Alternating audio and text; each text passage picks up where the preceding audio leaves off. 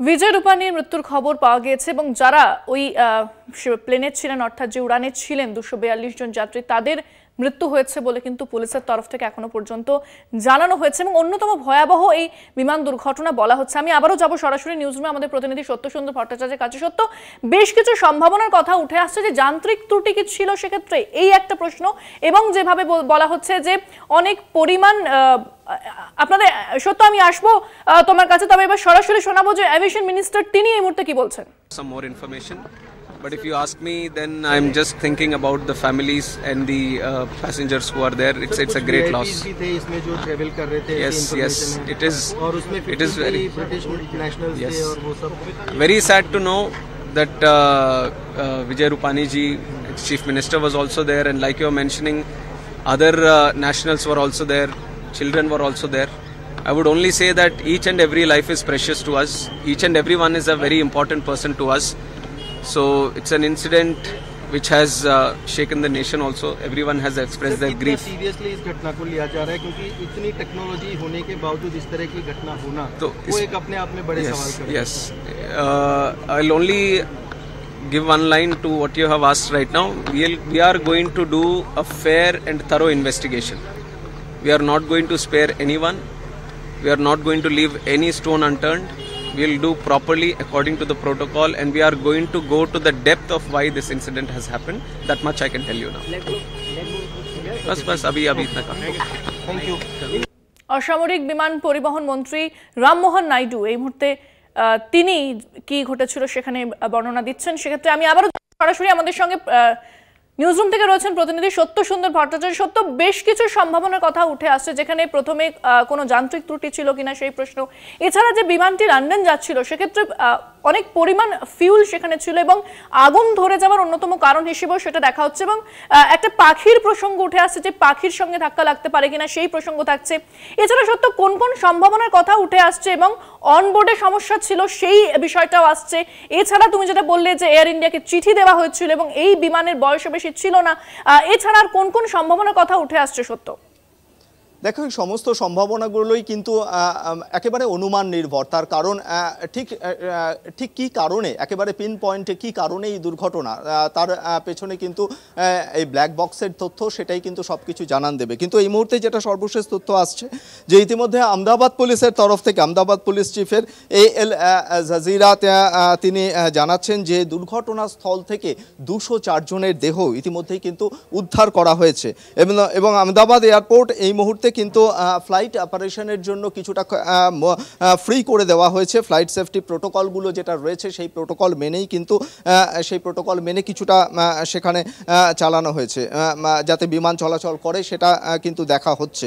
এবং ইতিমধ্যেই যেমনটা আমরা কিছুক্ষণ আগেই জানালাম যে সিভিল এভিয়েশনের minister union minister Rammohan Naidu তিনি ইতিমধ্যেই সেই হাসপাতালে গিয়েছেন। সেই দুর্ঘটনা কবলিত যে সমস্ত যাত্রীরা, বিমানের যাত্রীরা মৃত হয়েছেন বা আহত রয়েছেন তাদের সঙ্গে তিনি তাদের পরিবারের সঙ্গে বা তাদেরকে দেখা করেছেন তাদের সঙ্গে। এবং সেই সঙ্গে এটা জানা যাচ্ছে যে যেটা তথ্য উঠে আসছে যে 787 ড্রিমলাইনার এয়ারক্রাফট কিন্তু সেটা এই ধরনের যাত্রী পরিবহনের ক্ষেত্রে কিন্তু খুব এফিশিয়েন্ট। অর্থাৎ যেটা তোমাকে বলছিলাম যে সাধারণভাবে এই ড্রিমলাইনার যে সমস্ত ফ্লাইটগুলো রয়েছে তাদেরকে বোয়িং ড্রিমলাইনার তাদেরকে কিন্তু তারা কিন্তু যথেষ্ট সেফেস্ট জার্নি বলা যেতে পারে ফ্লাইটের ক্ষেত্রে। কিন্তু তাহলেও কেন এই দুর্ঘটনা ঘটলো এবং সেটা যেটা এর আগেও তোমাকে বলছিলাম, এরা কিন্তু অনায়াসে 12 থেকে 14 ঘন্টা ফ্লাই করতে পারে, সেটাও কিন্তু একটা বড় প্রশ্ন। এবং এর পাশাপাশি আরও একটা তথ্য এই মুহূর্তে উঠে আসছে যে আহমেদাবাদের পুলিশ কমিশনার GS মালিক জানাচ্ছেন যে একজন জীবিত একজন সার্ভাইভ করেছেন, তার সিট নাম্বার 11A, তাকে জীবিত অবস্থায় পাওয়া গিয়েছে এবং তাকে হাসপাতালে পৌঁছে দেওয়া হয়েছে। তিনি আন্ডার ট্রিটমেন্টে রয়েছেন, তার চিকিৎসা সব রকম ভাবে সত্য, সেক্ষেত্রে আরেকবার জানতে চাইবো একজনকে জীবিত উদ্ধার করা হয়েছে, আমি বিস্তারিত জানতে চাইবো সত্য। একেবারে তাই। দেখো যে আহমেদাবাদ পুলিশ কমিশনারের তরফ থেকে জিএস মালিকের তরফে যে দাবি করা হচ্ছে, পুলিশ একজনকে জীবিত অবস্থায় উদ্ধার করেছে ওই দুর্ঘটনাস্থল থেকে, তার সিট নাম্বার 11A, এবং সেই জায়গায় তাকে কিন্তু দ্রুততার সঙ্গে হাসপাতালে পৌঁছে দিয়ে তার যাতে চিকিৎসা করা হয় সেই বিষয়টিকে কিন্তু নিশ্চিত করার চেষ্টা হচ্ছে। এবং সেই জায়গায় দাঁড়িয়ে এই ধরনের দুর্ঘটনা, ভয়াবহ দুর্ঘটনা, বিশেষ করে বিমান দুর্ঘটনার ক্ষেত্রে কিন্তু বেঁচে অর্থাৎ জীবিত হওয়ার চান্সেস কিন্তু খুবই কম থাকে, বেঁচে থাকার সংখ্যা। সুতরাং এই 11A এই সিটে যেই যাত্রী ছিলেন তাকে কিন্তু সব রকম ভাবে তার যে মেডিকেল সাপোর্ট, সে বিমানে ছিল, 11A সিট তার সিট নাম্বার, সে বিমানে ছিল, তাই তো? একেবারেই তাই। দেখো আহমেদাবাদ পুলিশ কমিশনার কিন্তু সেই দাবি করেছেন এবং তিনি সেটা জানিয়েছেন।